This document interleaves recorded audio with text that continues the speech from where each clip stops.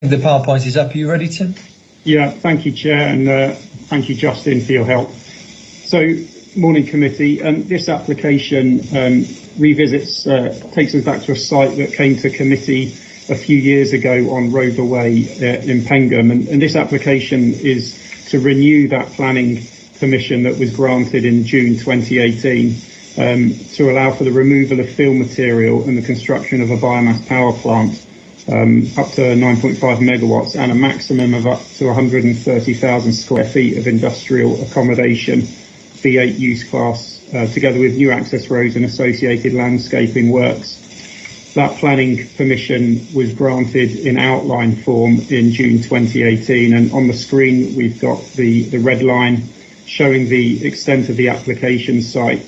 You can see it's immediately adjacent to the Severn Estuary to the left of you, or the right of your screen.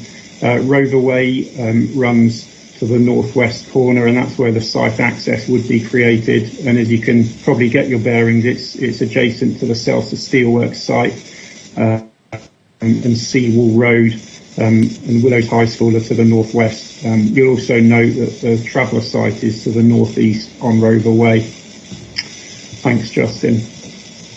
And so here's just a couple of quick visuals just to help you remember the site. You'll see the aerial shot there showing the existing situation. You can make out Celsa Steelworks, and the site is currently landscaped. It has funds on it, various deposits of material over a number of years from various developments, and it's currently in use as a motorcycle, off-road motorcycle facility.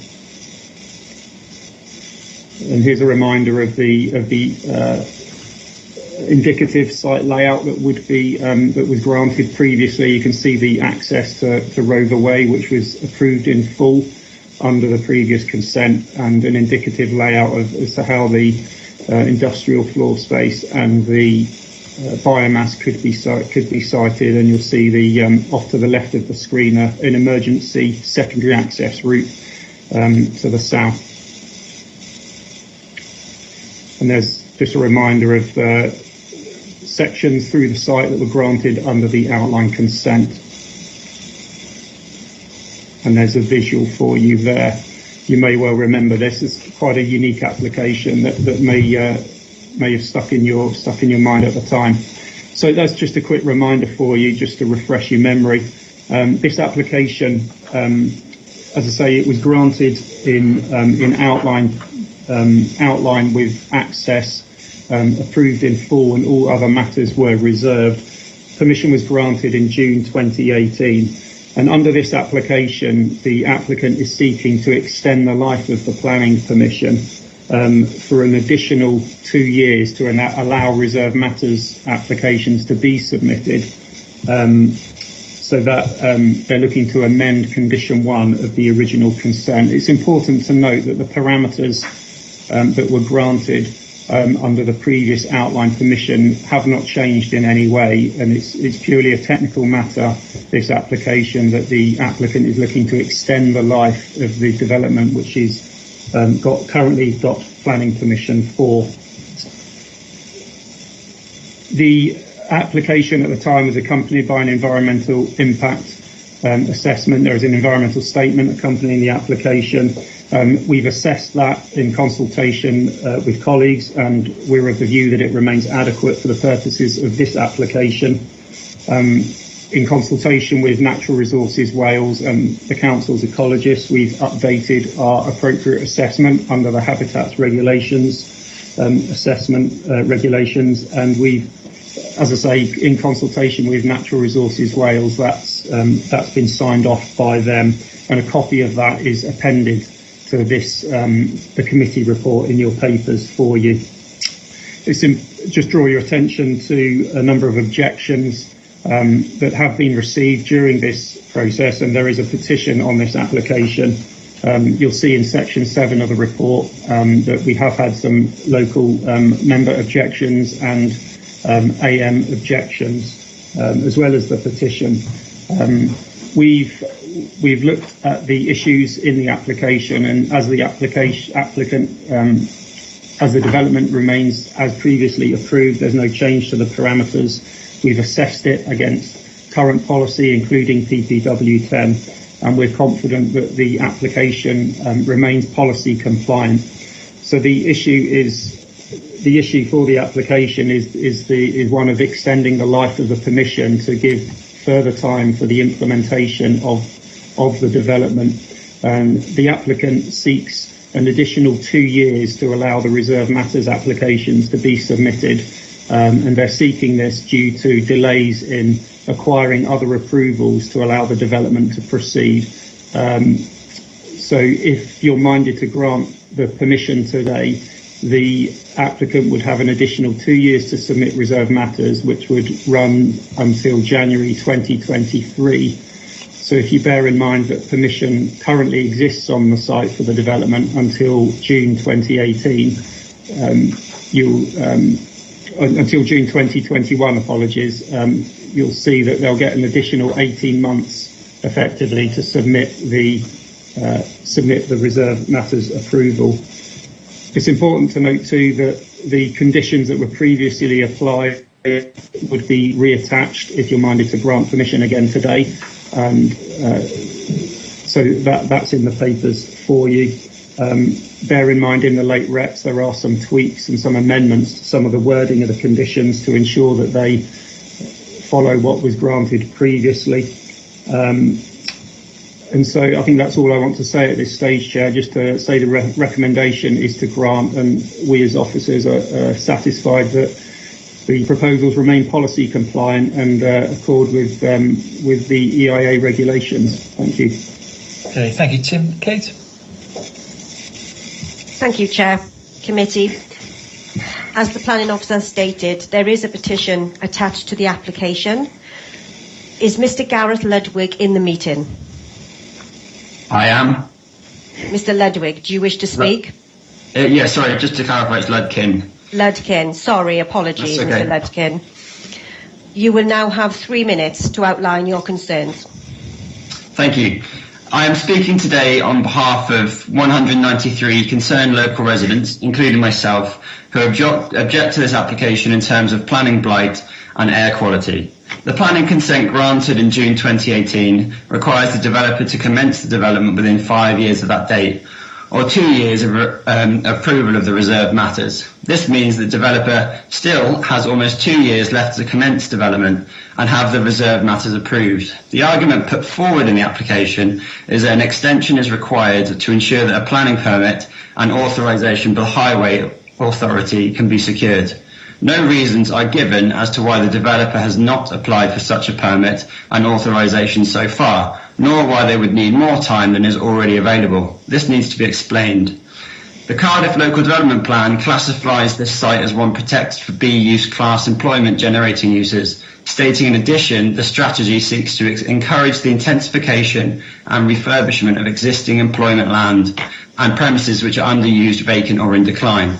Right now, the site is largely vacant with no progress made or reasons for delay, i.e. it is not being put to use in any way that would provide employment. They are now asking for 3 additional years to commence employment, 18 months additional. This raises the prospect of the site remaining unavailable for any alternative development for several more years. We would suggest from an extension might well result in planning blight, i.e. stymie more proposals and developments for longer, particularly as we know that biomass plants are uneconomical without significant government subsidy. Since the original application was approved in 2018, a new planning policy Wales has been published which states in section 6.7.2, national air quality objectives are not safe levels of air pollution. It is desirable to keep levels of pollution as low as possible. We read this as a strengthening of air quality planning policy since the original planning decision was made. In the context of air quality, we are deeply concerned that there have been no monitoring of small particulates PM10 and PM2.5 in the locality, despite the nearby steelworks, the existing waste incinerator and the proposals for a second in Wentloog, and importantly, the proximity of the site to residents, especially the Gypsy, Roma and Traveller community on Roverway adjacent to the planned plant. Without such monitoring on Roverway, it is impossible to know whether legal limits are already being approached or even exceeded. Whilst the global climate impact of this decision may not be material for rejection of this application, we believe that it is important to contextualise the Biomass plant in these terms. Burning virgin wood transported from abroad, in this case Latvia, is neither clean, green or sustainable. Industry claims that wood biomass is a carbon neutral source of energy are demonstrably false. Flawed carbon accounting loopholes used by the industry have been widely disproved. A decision to extend this planning permission runs counter to Cardiff Council's ambitious planet and climate emergency commitments. Okay, thank you very much. Kate? Thank you, Chair. Thank you, Mr. Ludkin. We will now move on to for the agent. Unfortunately, the agent, Mr. Phil Williams, is unable to attend the meeting today. Therefore, I will read out his statement on his behalf. He will also have 3 minutes. Thank you to the planning officers for presenting the report which sets out the key issues. I would stress the need for committee to view the late representations of the report. This clarifies a shortfall in the tabled report, namely the need to align the recommended conditions with the extent planning permission, particularly conditions 16, 18 and 28. You will be aware that the purpose of this application is to extend the life of the current outline planning permission secured on the 14th of June 2018. This time extension is necessary given that approval under section 278 of the Highways Act and the need to secure an environmental permit has taken a significant period following the grant of outline planning permission. It is important to remember that the outline planning permission is extant. In other words, there is an active permission in place that accepts the principle of development. Your committee fully debated the merits of the scheme in June 2018 and granted consent. The current application before you is identical in all respects to the one granted permission and has been assessed by internal and external consultees without any objections received. All the appropriate conditions attached to the previous permission are replicated in the current recommendation by your officers to ensure the control and management of the development is fully secured. The committee report confirms that the local planning policy context has not changed and remains the adopted development plan just as it was when the original application was approved. The report also confirms that the proposed development is considered to be in alignment with national and local planning policies to reduce carbon emissions.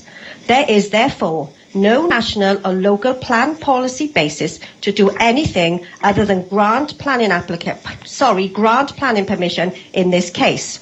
In response to third-party representations, the committee report concludes in particular that there has been justification for a time extension request. Extending the life of the extant permission provides greater certainty for the future use of the site. The cumulative impacts of this development, together with other developments, were assessed in the original environmental statement. The proposal at Wentlog is an entirely separate matter to be determined by the Planning Inspectorate, and the environmental permitting process is regulated by NRW under separate legislation and sits outside the scope of the planning process. It is important to note that NRW comments in the context of the planning application before you are satisfied that HRA can conclude no adverse effect on the integrity of the Severn Estuary as set out in paragraph 66611. As a consequence of the above comments, I would respectfully suggest that there is only one justifiable evidence-based decision your committee can take today, and that is to grant planning permission in accordance with the officer's recommendation in knowledge that the reserved matters application are commenced conditions. Thank you. That is time. Thank you. Chair. Thank you, Kate. And back to you, I think we have Ward. And back to me again, yes, absolutely. Okay, so we will now move on to the ward councillor. Councillor Stubbs. Thanks, Kate. And Councillor Stubbs, before you start, just to state that you have 5 minutes to outline your concerns.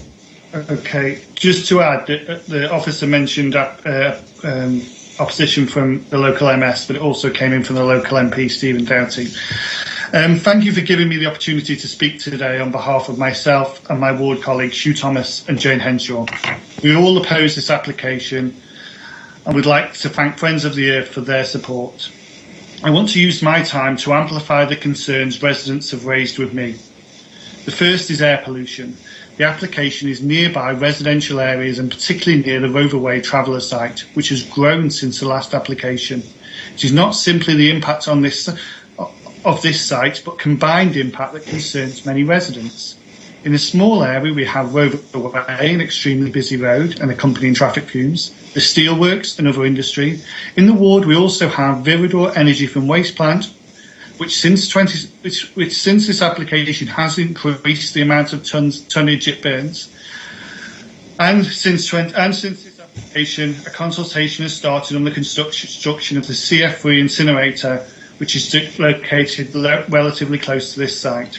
It is not clear to residents that we can fully understand the impact of air pollution of the combination of incinerators, traffic and heavy industry. Land banking. This application comes well within the period of the previous planning permission.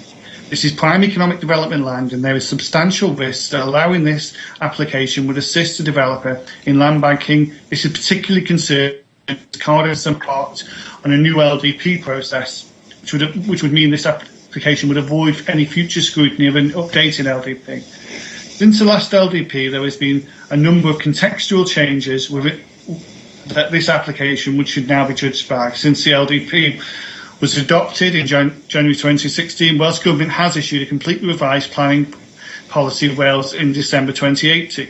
This includes policies that are in line with the Environmental Wales Act. The Natural Resources Policy sets out a clear priority to deliver a nature-based solution, increasing renewable energy and resource efficiency. More recently still, Building Better Places sets out the Welsh Government's planning policy priorities to assist in taking action in the recovery period after COVID-19 pandemic crisis. The guidance promotes a people-focused and environment-led recovery from COVID. The guidance also talks about the importance of improving the quality of life, tackling climate change and reducing our carbon footprint, all since this application was passed. Burning virgin wood will not achieve any of these outcomes that the Welsh Government guidance is written to encourage. Finally, concerns have been raised by residents about transport problems caused by the site, in particular during the construction, where a tremendous amount of earth will have to be removed because of the contaminated nature of this site. This will be around 100 trucks a day using an already extremely busy road. Thank you for taking the time to listen to these concerns, and myself and my ward colleague would urge you to reject this application. Thank you. Thank you, Councillor Stubbs. Thank you, Chair. Thank you, Kate, and thank you, Councillor, and thank you to our contributions. Tim, would you like to address the points of the three contributors? Thank you, Chair. Yes, I would like to. Just to pick up on a couple of things that were picked up by the petitioner and Councillor Stubbs. Firstly, it's probably helpful for members just to have in front of them the recommendation and the proposed condition 1, which deals with the issue of the time limits for this application, which would appear on the decision notice. When granted in June 2018, the condition on the outline permission required reserve matters approvals to be sought and submitted within 3 years of the date of that permission. So that gives the applicant until June of this year, June 2021, to make those submissions. At this point in time, the applicant is not in a position to do that because it's currently seeking other consents that are needed to help inform and prepare those reserve matters submissions. So they're running out of time to comply with Part 1C, Condition 1C of the current consent.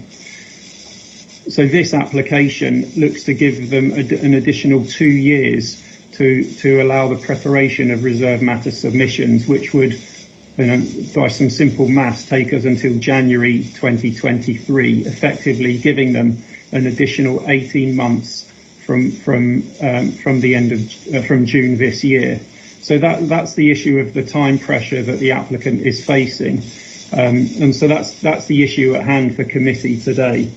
So it's not strictly the case that they have 2 years to commence, there is a shorter window that they need to comply with to keep the consent alive.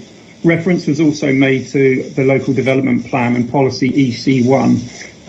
The site is actually outside of policy EC1 on Rover Way. If one looks at the proposals map, it is adjacent to, but outside of where that boundary lies. But obviously, in having this ex-ante consent, it is an employment generator, and obviously is a complementary use for that part of town. It's an industrial use and it's an employment generator. But according to the LDP, it doesn't fall within policy EC1. So there's just a factual point to be aware of. In terms of the latest PPW, obviously there's targets and aspirations and guidance there to deal with issues of air pollution and renewable energy and so on. It's important to remember that this new application has gone to NRW and our ecologist and our air quality officer, and their responses are in the report. They've looked at the issues and they're satisfied with the issue concerning air pollution, and they've also assessed in combination with other projects in the vicinity that have been mentioned by previous speakers. It's also important to note as well that the conditions before you, as were granted previously, include a requirement for the applicant to provide details of the programme for combined heat and power, which would obviously be a renewable source of energy created from this development. So there are positive aspects and steps being taken through this application to on the subject of energy efficiency and renewable energy and resource efficiency. Other topics picked up on, such as traffic and so on, and impact on residents. These were thoroughly assessed under the original application, and there's been no change. There's no change to the parameters of the application in any way, and responses received have confirmed that provided the previous conditions are reattached to any consent that you're minded to grant today, then there would be no issue with impact on traffic. I think that's all for now, Chair. Thank you. Okay, thank you, Tim. We'll throw open then to committee. Any members wish to speak?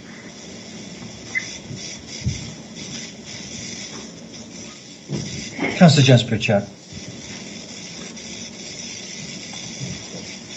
Thank you for present by the I seem to recall this. I do recall this in some considerable detail. Discussing an aspect of this. We spent some time discussing, including the impact on the coast leaching from the tip as it is now, and how that would partly be protected, and the leaching also be dealt with. Following on from the last discussion we had, is it correct then, in terms of the new conditions, because this is being extended, there has been an opportunity to amend some of the conditions, that this the drainage condition now would include SAB approval? Looking at the timing of the deliveries, that appears more restricted now than it was when we did it 3 years ago. I've got a couple of questions in terms of condition 16, or is it 18? 18, the air quality assessment that's required, would that include the impact of particulates, PMs? And could you confirm that my reading of the documentation is correct in that the air quality and the impact of this proposal has now been considered in conjunction with the potential additional impacts of the Belsa plant, and that the other incinerator is now outside our control but has been considered.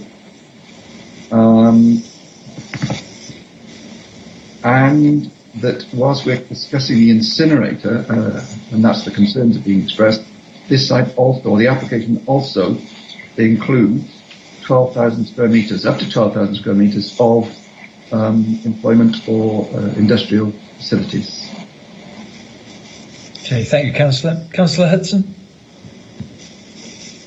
Thank you, Chair.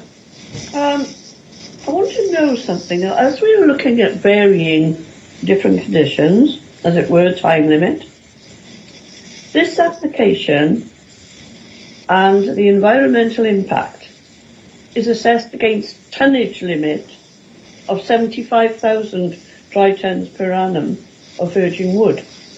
Will we see in a few years' time? I know you can't say definitely, but could we see in a few years' time another application to increase this tonnage if they so wanted? So that's another variation that can be before us. I'm not satisfied that we need to extend. Why aren't these implications thought out well in advance? Why not beforehand? It's not our problem if they can't fill the time limit. But as has been said, there's positive and negative aspects in this. But I'm undecided at the moment. Thank you, Councillor. Councillor Parry.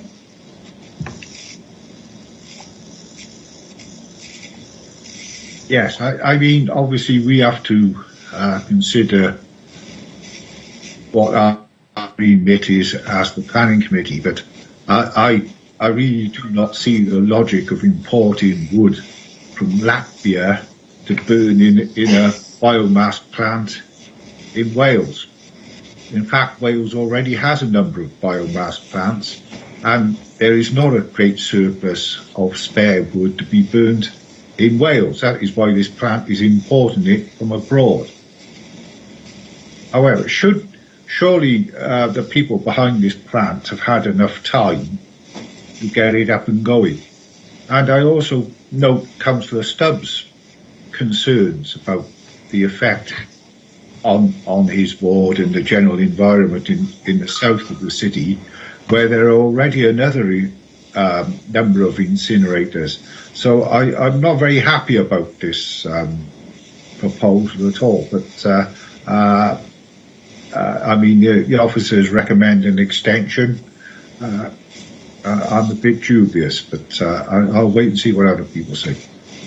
Okay, thank you, Councillor. Tim, do you want to deal with those three councillors' questions? Thanks, Chair. Yeah, just to clarify that the air quality condition, it requires an assessment. Issues of particulates will be assessed through approval of that air quality assessment that needs to be submitted in due course. References to other incinerators, these have been thoroughly assessed as part of the update to the habitats regulations assessment through the appropriate assessment that we've undertaken, and Natural Resources Wales. We've been in a fairly lengthy dialogue with them on this, and they support our conclusions about the in combination effects with other incinerator proposals in the area. But yeah, the other proposals, the proposals at Moor Haveren on Newlands Road aren't a matter for this local planning authority. That will be assessed separately by the planning inspectorate, and the cells plants have been included in the assessments. SAB will be picked up, but under the by the SUDS approval body. They would look at that separately. Variation to tonnage limits. I can't predict what might happen in the future, obviously, but obviously any application to vary that would have to come back and be looked at by the local planning authority and potentially by planning committee. But it's important to note that this is an outline permission as it stands. There's still further details on the biomass that would need formal approval or need to come back to the local planning authority. And these sorts of matters can be looked at when the detailed design is drawn up. The issues regarding time, they're on a tight window now in terms of implementation. So they're looking for a bit more breathing space to allow implementation to proceed. I can't comment on the background to that, but obviously we look at each application on its merits, and we're satisfied that we obviously have an extant consent on the site, and they're looking to extend something that we're of the view is policy compliant and and that's why there's a recommendation to grant before you today. Thanks, Chair. Thank you, Tim. Yeah, and just to clarify, I think Councillor Parry made the point in need. So we've got a limited sort of aspect we're looking here as the local planning authority. And as you said, this is extant. So basically this committee has decided the outline and granted that permission a number of years ago. So we're looking at sort of a limited area here. And as you said, the air pollution, the issues, a note, page 47, 8.11, isn't it? Our shared regulatory services are satisfied with the 2-year extension.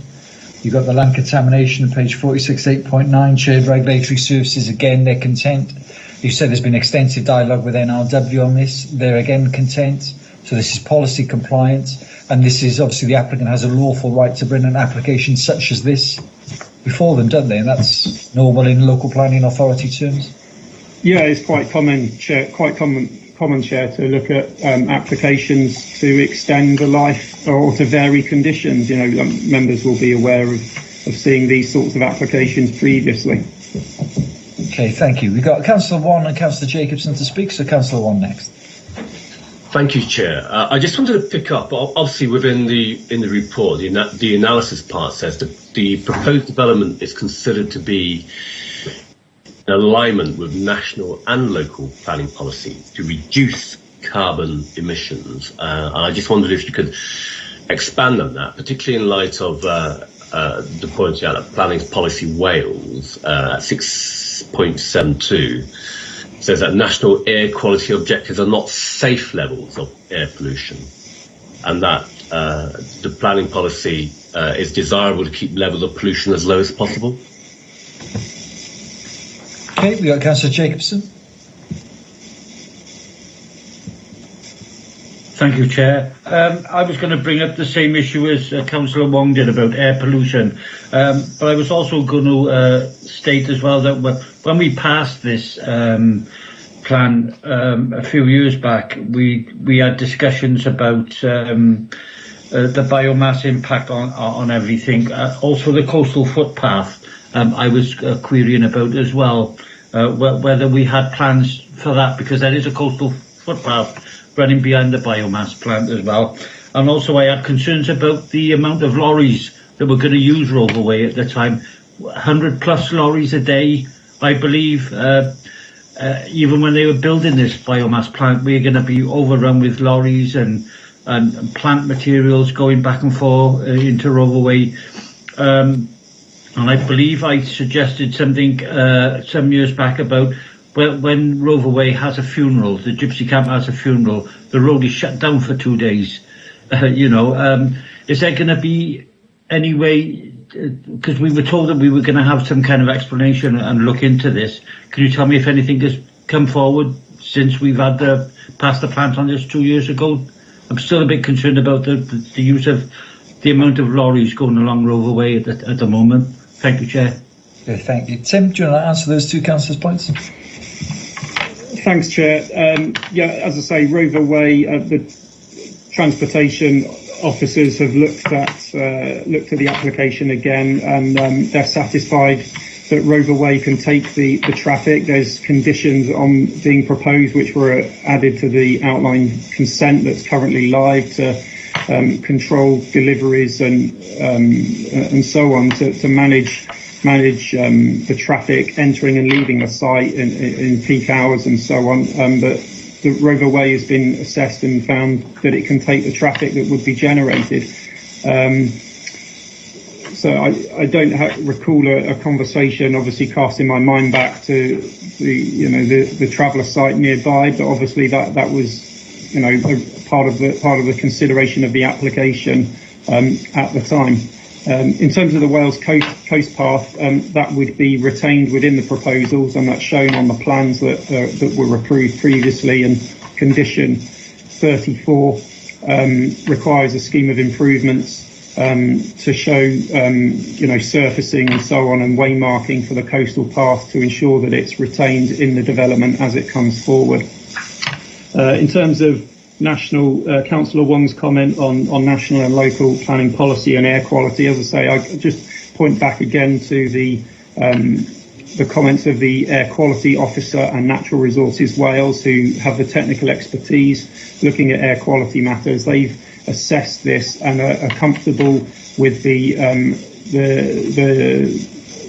levels that would be generated in isolation and in combination with other developments.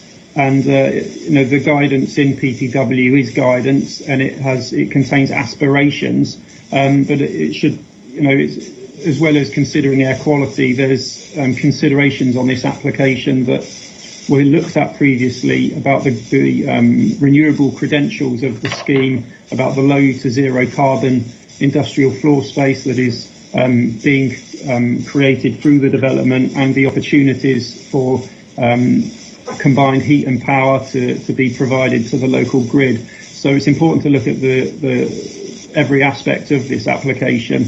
But as I say, the technical matters to do with air quality have been thoroughly assessed and found to be acceptable and within acceptable parameters. Thank you, Chair. Thanks, Tim. And just to clarify and give assurance to the committee, so it says in page 47, 8.11, air pollution and health, there's noted shared regulatory services air quality officer is satisfied with the 2-year extension sought, subject to a relevant condition securing the submission and written approval of an air quality assessment, confirming that the emissions from the biomass plant are within acceptable levels. Can you reassure the committee then, is that condition, the said condition in place?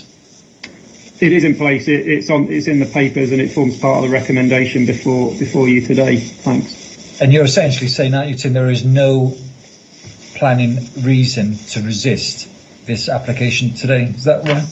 That's correct. Okay, thank you. We have no other members wish to speak. Then we're going to go to Kate in the vote. Kate.